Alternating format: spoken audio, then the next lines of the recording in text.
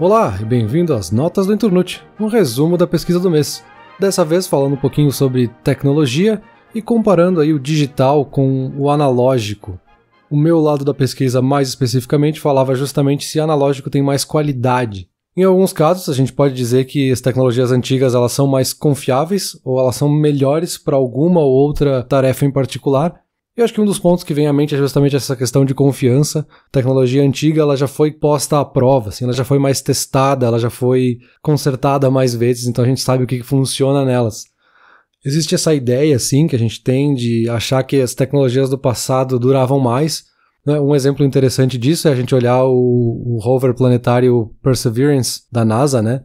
E que utiliza processadores de 1998 da Motorola. Não que não existam ou que não existissem processadores mais novos quando esse rover foi lançado, mas é que esse processador em específico é tão conhecido, tão bem estudado, documentado e muito confiável que acaba valendo muito mais a pena ter um processador mais lento, mas muito confiável do que o contrário. Mas isso pode ser talvez só uma percepção, porque a gente está comparando algo que durou 30 anos e foi o que sobrou desse passado, dessa tecnologia do passado, com algo que está existente aqui há 3 ou 4 anos. Então, das antigas sobraram as melhores e a gente está comparando com todas que estão no mercado hoje. Então, é uma coisa difícil de dizer, assim, ao mesmo tempo que a gente tem tecnologias que realmente são muito boas, a gente tem outras que talvez sobraram e só sobraram as boas para a gente comparar com toda a massa de produtos que existe no mundo hoje. Então, para a gente entender exatamente o que é melhor ou o que não é melhor nessas tecnologias e para a gente entender um pouco melhor essa nossa percepção e essas diferentes percepções, eu dividi aqui em 2 lados os argumentos que existem para falar de tecnologias analógicas e comparar elas com as digitais, que são os fatores mais objetivos e os subjetivos.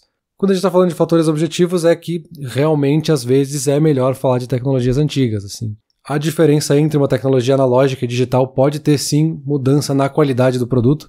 Então quando a gente está falando de um áudio, por exemplo, a gente pode ter uma perda de qualidade na compactação desse áudio, porque os equipamentos analógicos conseguem gravar sem nenhuma limitação para frequências mais baixas e gravam com uma precisão muito maior, com muito mais nuance, e os digitais precisam compactar esse arquivo para que ele possa justamente caber num arquivo digital, né?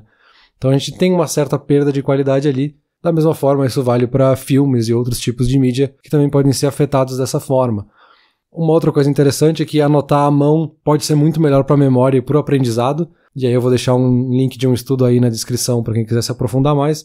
Mas a ideia é que basicamente quando a gente anota à mão, a gente está estimulando muito mais sentidos, está fazendo nosso cérebro processar muito mais do que simplesmente digitar no computador essas informações que a gente está recebendo.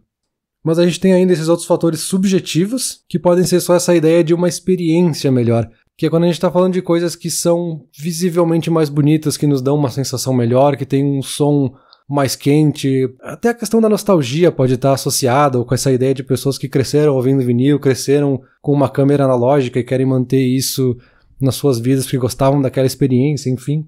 Então a gente tem esses 2 lados. Só que o mais interessante de tudo isso é que não existem esses fatores isolados, assim, eles estão sempre misturados. E se a gente voltar ali para a questão do áudio, por exemplo, que eu acho que talvez o vinil seja o maior exemplo aí da briga entre analógico e digital, muita gente tem essa sensação de que o áudio do vinil vai trazer uma sensação mais quente, mais natural, que pode ser um fator subjetivo, ao mesmo tempo que eu já comentei que os equipamentos analógicos podem produzir também um som que realmente tem frequências mais baixas e realmente pode ter uma precisão maior do que o digital poderia, que seria esse lado mais objetivo da coisa. E aí ainda a gente poderia discutir que tem a questão de quem tem acesso a vinis, quem é que pode comprar um equipamento bom o suficiente para tirar essa vantagem dessas frequências ou dessa compactação, enfim. Isso tudo sem contar na experiência física de usar o vinil e colocar ele para tocar, enfim, tem toda essa imersão associada. Algo similar a gente poderia falar para fotografia, então muitos hobbyistas, muitos fotógrafos preferem usar câmeras em filme porque elas produzem um grão específico na estrutura da foto ou uma reprodução de cor que é muito superior ao que seria a digital, enfim. Mas a gente tem ainda a questão de ter todo esse equipamento, de ter todo um processo para revelar, para editar essas fotos, enfim, que é muito mais complexo.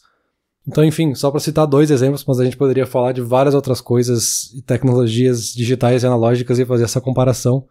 A questão, no fim das contas, está mais na nossa experiência. Então, no fim, eu volto para a frase que eu usei para abrir essas notas, que é que sim, as tecnologias antigas elas podem ser mais confiáveis e melhores para algumas tarefas específicas, enquanto tecnologias mais novas podem ser mais eficientes ou mais avançadas para outras tarefas. no fim das contas, a efetividade de uma ferramenta tem que ser determinada pelo uso que a gente quer fazer dela, assim. A tecnologia é só uma ferramenta, no fim das contas, para aquilo que a gente quer. E aí a experiência que a gente quer tem que estar lá na ponta. Assim, a gente quer ter uma tarefa mais rápida, mais acessível, a gente quer ter uma experiência cultural, emocional, nostálgica, o que quer que seja. A gente pode ir quão fundo a gente quiser e depois buscar a tecnologia que vai nos dar isso, assim. Tem que buscar o que tu tem pra tua necessidade, e às vezes pode ser que até uma inteligência artificial possa ser mais acessível e te ajudar mais. Ou não, vamos ver o que o Bruno vai nos dizer. Só não sei se o Bruno realmente vai fazer essa pesquisa ou se ele vai largar para algum chatbot ou alguma inteligência artificial mega avançada para fazer tudo digitalmente para ele. Não sei, mas eu fico por aqui. Valeu!